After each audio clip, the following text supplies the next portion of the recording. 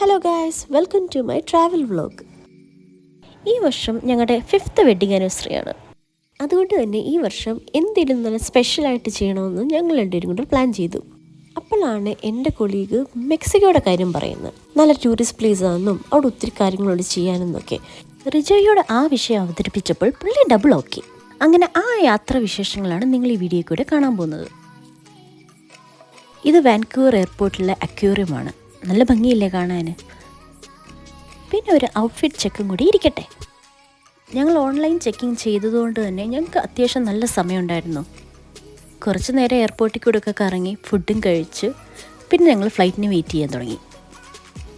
ഞങ്ങൾക്ക് ടോട്ടലി 2 ഫ്ലൈറ്റായിരുന്നു. Vancouver to Mexico City to Cancun. First flight ഞങ്ങൾക്കൊരു 6 മണിക്കൂർ യാത്രയായിരുന്നു.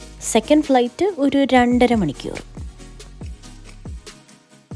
ഫസ്റ്റ് ഫ്ലൈറ്റ് അത്യാവശ്യം വലിയ യാത്രയാണെങ്കിലും ഒരു ചെറിയ ഫ്ലൈറ്റായിരുന്നു. ഞാൻ വിൻഡോ സീറ്റ് അത്യാവശ്യം നല്ല രീതിയിൽ ആഗ്രഹിച്ചായിരുന്നു, പക്ഷെ കിട്ടിയില്ല.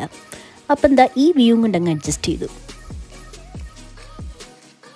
അത്യാവശ്യം ലോങ് ജേണി ആയതുകൊണ്ട് തന്നെ സിനിമ കണ്ടും ഉറങ്ങിത്തീർത്തും അങ്ങനെ കഴിച്ചു കൂട്ടി.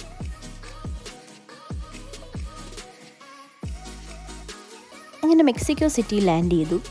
ഇമിഗ്രേഷനൊക്കെ കഴിഞ്ഞു, പാസ്പോർട്ടിൽ വിസയൊക്കെ അടിച്ചു കിട്ടി. ഉള്ളത് പറഞ്ഞാൽ എനിക്ക് ഈ മെക്സിക്കോ എയർപോർട്ട് ഒട്ടും പിടിച്ചില്ല. എന്തൊക്കെയോ ഒരു അപാകത. ആ എയർപോർട്ടിൻ്റെ ഒരു ലുക്കില്ലായിരുന്നു. പിന്നെ അധികം ലേ ഓവർ ഇല്ലാത്തതുകൊണ്ട് അപ്പം തന്നെ നമുക്ക് നെക്സ്റ്റ് ഫ്ലൈറ്റ് ഉണ്ടായിരുന്നു.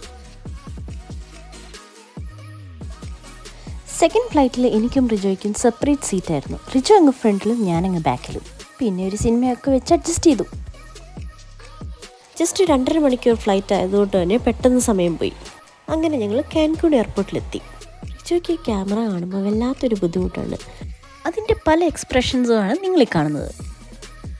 കാൻകൂൺ എയർപോർട്ട് അത്യാവശ്യം നല്ല എയർപോർട്ട് തന്നെയായിരുന്നു. നല്ല നീറ്റും ക്ലീനും.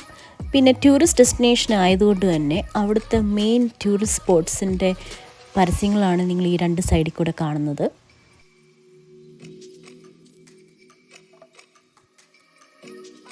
എയർപോർട്ടിൽ അധികം ഡിലേ ഒന്നും ഇല്ലായിരുന്നു. ചെന്നിറങ്ങിയ ഉടനെ നമുക്ക് ലഗേജൊക്കെ കിട്ടി. എക്സിറ്റ് ഡോറും അധികം ദൂരമൊന്നും ഇല്ലായിരുന്നു, തൊട്ടടുത്ത് തന്നെയായിരുന്നു. ഒരു ചെറിയ എയർപോർട്ട് തന്നെയായിരുന്നു. ഞങ്ങളെ പിക്ക് ചെയ്യാൻ വരുന്ന ഡ്രൈവേഴ്സ് പ്രത്യേകം ഞങ്ങളോട് പറഞ്ഞിട്ടുള്ള കാര്യമായിരുന്നു, പല ആൾക്കാരും നമ്മളെ കൺവിൻസ് ചെയ്യാൻ ശ്രമിക്കും, പക്ഷേ അതിലൊന്നും പെടല്ലെന്ന്. അപ്പം നമുക്ക് കറക്റ്റ് ഇൻഫോർമേഷനും അവരുടെ ഡ്രസ് കോഡും ഒക്കെ നമുക്ക് തന്നിട്ടുണ്ടായിരുന്നു അവരെ ഐഡൻറ്റിഫൈ ചെയ്യാൻ. അപ്പോൾ ഇതാണ് ഞങ്ങളുടെ 5 ദിവസത്തെ ഹോട്ടൽ. ഞങ്ങൾ എത്തിയപ്പോഴത്തേക്കും ഏകദേശം 12 മണിയായി. അതുകൊണ്ട് തന്നെ ഹോട്ടൽ ഭയങ്കര സൈലൻ്റ് ആയിരുന്നു. ഞങ്ങൾ ചെക്ക് ഇൻ ചെയ്തിട്ട് നേരെ ഫുഡും തപ്പിയാണ് പോയത്. പക്ഷേ ഇത് അത്യാവശ്യം വലിയൊരു ഹോട്ടലായതുകൊണ്ട് തന്നെ നമുക്കൊരു പിടുത്തവും കിട്ടിയില്ല. ഈ മാപ്പൊക്കെ നോക്കിയിട്ട് ഞങ്ങൾക്ക് ഒരു ഐഡിയയും കിട്ടിയില്ല. പിന്നെ കുറച്ച് നേരം തേരാപ്പാരയൊക്കെ നടന്നപ്പോൾ ഒരു റൂം ബോയിയെ കണ്ടു. പുള്ളിക്ക് കാര്യം മനസ്സിലായി, നമുക്കൊരു പിടുത്തവും കിട്ടുന്നില്ല വഴികളെന്ന്. അപ്പോൾ പുള്ളി പറഞ്ഞു, എൻ്റെ കൂടെ പോര്, ഞാൻ കാണിച്ചു തരാമെന്ന് പറഞ്ഞു.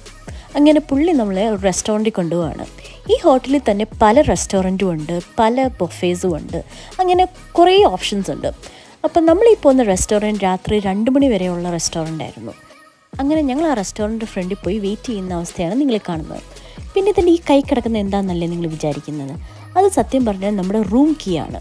ഇവിടെ വരുമ്പം നമ്മുടെ 2 പേരുടെയും കൈ കെട്ടിത്തരുന്നതാണ് ഈ ബാൻഡ്. പോകുന്നിടം വരെ ഇത് അഴിക്കാൻ പാടില്ല. അങ്ങനെ ഞങ്ങൾ അകത്ത് കയറി ഫുഡൊക്കെ ഓർഡർ ചെയ്തു. ഇതൊക്കെയായിരുന്നു നമ്മൾ അന്ന് രാത്രി കഴിച്ചത്. അത്യാവശ്യം വെറൈറ്റി ഓഫ് ഫുഡ്സ് ഉണ്ടായിരുന്നു അവിടെ, അതുകൊണ്ട് തന്നെ കുറേ ഓപ്ഷൻസ് ഉണ്ടായിരുന്നു. ഈ സംഭവം എനിക്ക് ഭയങ്കര ഇഷ്ടപ്പെട്ടു. ഇതിൻ്റെ പേര് പനീനി എന്നാണ്. പക്ഷേ ഇതൊരു നല്ലൊരു സോഫ്റ്റ് ബ്രെഡും അതിൻ്റെ അകത്തുള്ള ഫീലിങ്സും ഒക്കെ ആയിരുന്നു. അടിപൊളിയായിരുന്നു. അങ്ങനെ കഴിപ്പൊക്കെ കഴിഞ്ഞ് നേരെ റൂമിലേക്ക്.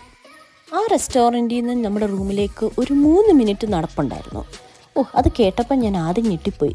ദൈവമേ, ഈ വയ്യാത്ത അവസ്ഥയിൽ 3 മിനിറ്റ് ഞാൻ ഇനി നടക്കണമെന്ന്. പക്ഷേ കാഴ്ചകളൊക്കെ കണ്ടു പോകാൻ രസമുണ്ടായിരുന്നു. ആ 3 മിനിറ്റൊന്നും അറിഞ്ഞത് പോലുമില്ല. ഈ ഹോട്ടൽ ഒരു എക്കോ തീമായിട്ടാണ് ഉണ്ടാക്കിയിരിക്കുന്നത്. അതുകൊണ്ട് തന്നെ ഫുൾ മരവും ചെടിയൊക്കെയാണ്. അങ്ങനെ ഫൈനലി ഞങ്ങൾ റൂമിലെത്തി.